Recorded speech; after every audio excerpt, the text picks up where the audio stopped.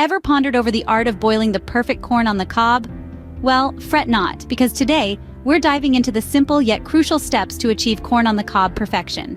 First things first, select your corn. Look for ears with bright green snug husks and golden milky kernels when gently pressed. Once you've picked the perfect corn, it's time to get to the fun part.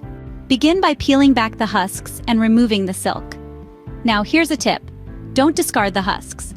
They can be used to make a flavorful broth for soups or stews. But back to our corn. Give it a quick rinse to make sure all the silk is gone. Next, grab a large pot. Fill it with enough water to cover the corn and set it on high heat. While you're waiting for the water to boil, season it generously with salt.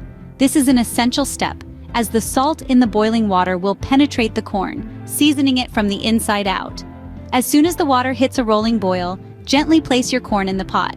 Now, this is where time plays a crucial role. If you prefer your corn tender, boil it for 6 to 8 minutes.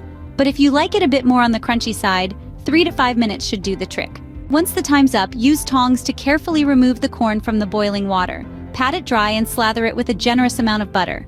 Why? Because corn and butter are a match made in heaven. And there you have it, perfectly boiled, deliciously seasoned corn on the cob. Let's quickly recap. Begin with selecting the best ears of corn. Peel back the husks, remove the silk, and give it a rinse. Boil water in a large pot, season with salt, and add the corn. Depending on your preference, boil the corn for 3 to 8 minutes. Remove, pat dry, and enjoy with a generous amount of butter. So the next time you're in the mood for some corn on the cob, remember these steps and tips. Because cooking is not just about the end result, it's also about the joy of the process.